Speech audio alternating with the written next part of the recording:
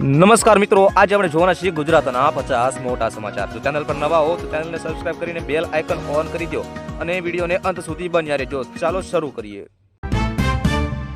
વડાપ્રધાન ગુજરાતના પ્રવાસે। વડાપ્રધાન નરેન્દ્ર મોદી આજથી ગુજરાતના 2 દિવસીય પ્રવાસે સાંજે સોમનાથ પહોંચશે।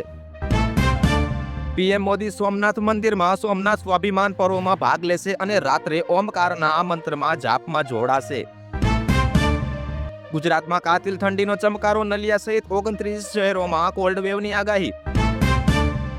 ઈરાનમાં મોંઘવારી સામે વિરોધ પ્રદર્શન હિંસક બન્યા। અમેરિકા દ્વારા દખલની શક્યતાને લઈ વૈશ્વિક ચર્ચા। આજે શનિવાર હોવા છતાં શેર બજાર ડિઝાસ્ટર રિકવરી ટેસ્ટિંગ માટે ચાલુ રહ્યું। રાજ્યના કેટલાક ભાગોમાં વાતાવરણમાં પલટો। ઉત્તર ગુજરાત અને કચ્છમાં તાપમાન ગગડ્યું। રાજ્યમાં વ્યાપક રસીકરણ અભિયાનને વેગ આપવા આરોગ્ય વિભાગ દ્વારા નવી ગાઈડલાઇન્સ જાહેર કરાઈ છે। ફી નિયમન સમિતિનો કડક આદેશ। અમદાવાદની સેન્ટર ઝેવિયર સહિત 3 સ્કૂલોને વાલીઓને ફી પરત કરવા હુકમ આપવામાં આવ્યો છે। હર્ષ સંઘવીની જાહેરાત। ગુજરાતમાં ટૂંક સમયમાં integrated smart mobility app launch થશે। મુસાફરી સરળ બનશે। રાજ્યભરમાં પતંગ રસિયાઓમાં ઉત્સાહ। 14 જાન્યુઆરી સુધી પવનની ગતિ સારી રહેવાની શક્યતા। ગાંધીનગરમાં ટાઇફોઇડના કેસોમાં વધારો થતા તંત્ર સતર્ક। 14 નવા કેસ નોંધાયા। અરવલ્લીના શામળાજીમાં 2 દિવસીય શામળાજી મહોત્સવ સંપન્ન। ભક્તોનું ઘોડાપુર ઉમટ્યું। મકર સંક્રાંતિને લઈ કરુણા અભિયાન અંતર્ગત ઘાયલ પક્ષીઓની સારવાર માટે હેલ્પલાઇન નંબરો જાહેર। રાજ્યમાં સાયબર ક્રાઇમના બનાવો અટકાવવા પોલીસ દ્વારા જનજાગૃતિ અભિયાન તેજ કરાયું। કોટ વિસ્તારમાં ઉત્તરાયણ માટે ધાબાના ભાડા આસમાને। 2 દિવસ માટે ભાડું 5,000 થી 30,000 સુધી પહોંચ્યું।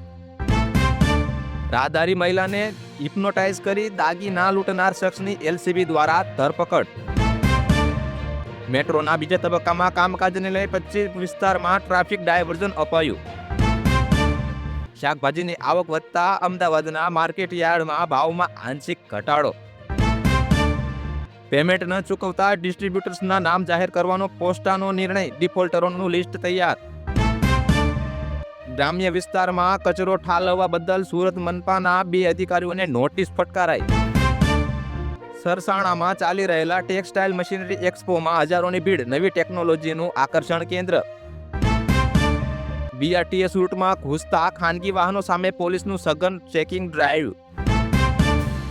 કોટંબી સ્ટેડિયમ ખાતે આવતીકાલે રમાનારી ભારત ન્યુઝીલેન્ડ વનડે મેચ માટે ક્રિકેટ રસીઓમાં થનગનાટ।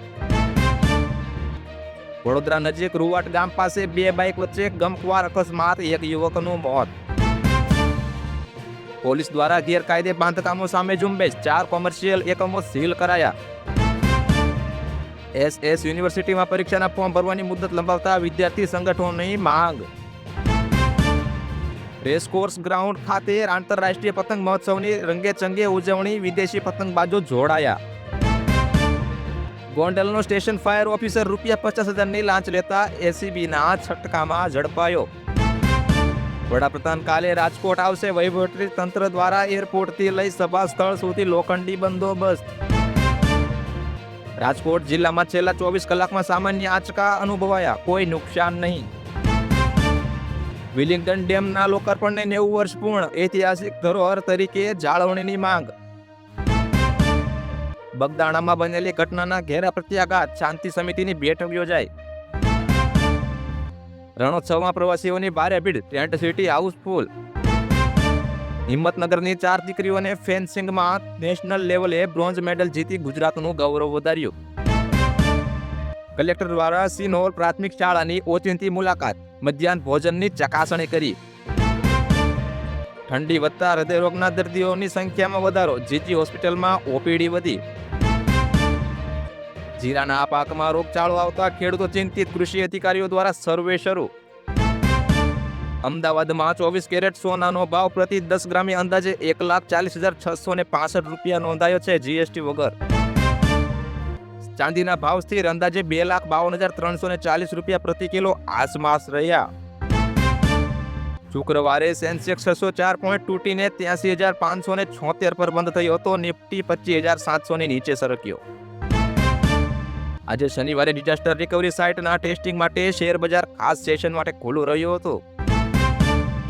આગામી સપ્તાહે નવા એસએમઈ આઈપીઓ બજારમાં આવવાની શક્યતા, રોકાણકારોમાં ઉત્સુકતા. વિમેન્સ પ્રીમિયર લીગની ત્રીજી સિઝનની આજે ધમાકેદાર opening ceremony, Shahrukh Khan perform કરશે તેવી ચર્ચા. ભારત અને ન્યૂઝીલેન્ડ વચ્ચેની પ્રથમ વનડે મેચ માટે બંને ટીમો વડોદરા પહોંચી. યશની ફિલ્મ ટોક્સિક અને રણવીર સિંહની આગામી ફિલ્મ વચ્ચે 2026માં ટક્કર થવાની શક્યતા. નવી ગુજરાતી કોમેડી ફિલ્મનું ટ્રેલર લોન્ચ થયું, સોશિયલ મીડિયા પર વાયરલ. ઓસ્ટ્રેલિયન ઓપન પહેલા ભારતીય ખેલાડીઓની તૈયારીઓ જોરથી શરૂ. મેષ રાશિના જાતકો માટે આજનો દિવસ આર્થિક લાભદાયી, મિથુન રાશિએ તબિયત સાચવવી. આજે વિશ્વ હિન્દી દિવસ નિમિત્તે વિવિધ શૈક્ષણિક સંસ્થાઓમાં કાર્યક્રમ યોજાયા. અમેરિકાની H-1B વિઝા પોલિસીમાં ફેરફારની ભીતિથી ભારતીય આઈટી પ્રોફેશનલ્સમાં ચિંતા વધી.